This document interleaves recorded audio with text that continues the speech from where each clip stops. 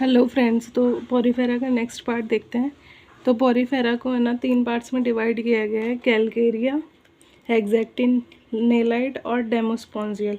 तो जो कैलकेरिया होता है उसका हैबिटेट होता है कि समुद्र जल में निवास करते हैं, समुद्री जल में। हेक्सेक्टिनलाइट भी समुद्री जल में निवास करता है, जबकि डेमोस्पोंजिया अम्लीय जल और समुद्री जल में निवास करता है। ठीक है, ये 10 सेंटीमीटर का होता है, ये एक मीटर का होता है, और डेमोस्पोंजियल 1 मीटर से भी अधिक का होता है।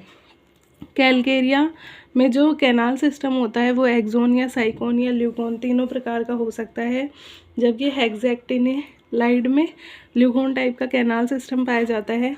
डेमोस्पोंजिया में रेगोन या ल्यूकोन टाइप का कैनाल सिस्टम पाया जाता है। ठीक है, इनकी कंटिका स्पिक्यूल्स कैसी होती है?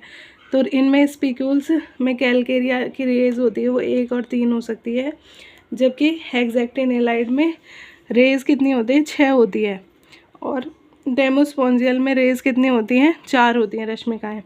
ठीक है, कंटिका जो स्पिक्यूल्स होती है उनका रासायनिक संगठन कैसा होता है? जो कैलकेरिया होता है उसमें कैल्शियम कार्बोनेट का बना होता है, हेक्सेक्टिनलाइट में सिलिका का बना हुआ होता है, और इसमें भी डेमोस्पोंजियल में भी सिलिका का बना होता है।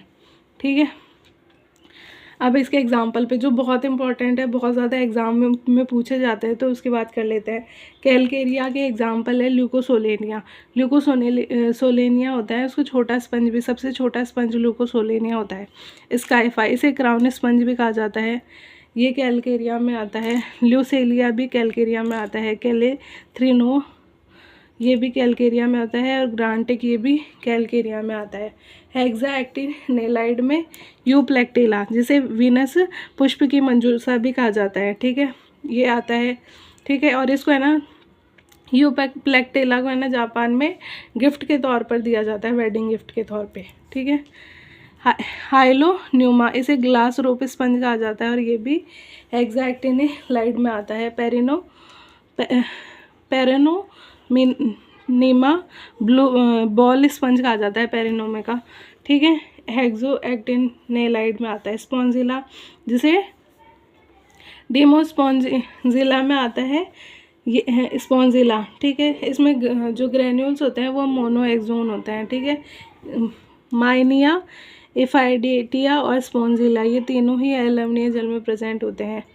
कॉन्ड्रोसिना, ये कंकाल रहित होता है। फाइलोस्पोंजिया, इसे पुर्तगाल का सैनिक कहा जाता है।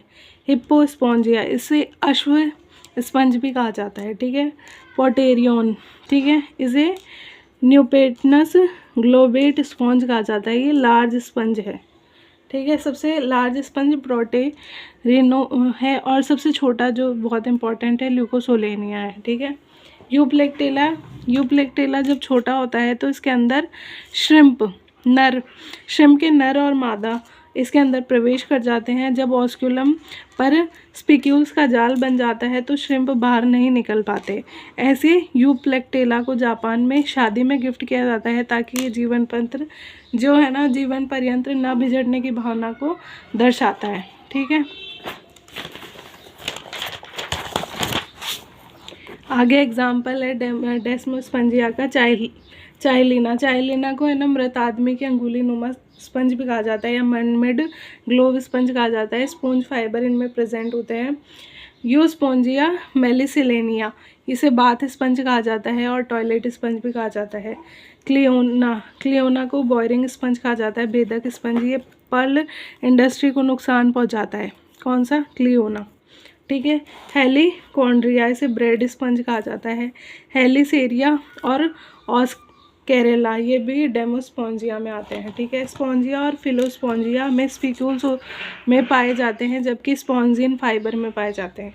ल्यूकोसोलेनिया ट्यूबुलर और ब्रांच्ड स्पंज होते हैं, जो इनकी बॉडी मेन सेल होती है। पिनेकोसाइट्स, पैरासाइट्स, कोएनोसाइट्स और अमीबोसाइट्स होती है, और इनका कैनाल एक्सोन टाइप का कैनाल सिस्टम इनमें प्रेजेंट होता है। साइकोन, इनमें कैनाल सिस्टम साइकोन टाइप का होता है। होलोब्लास्टुला ऑफ साइकोन, इसे एम्फीब्लास्टुला कहा जाता है। इनमें फर्टिलाइजेशन इंटरनली मेसेनकाइमल होता है।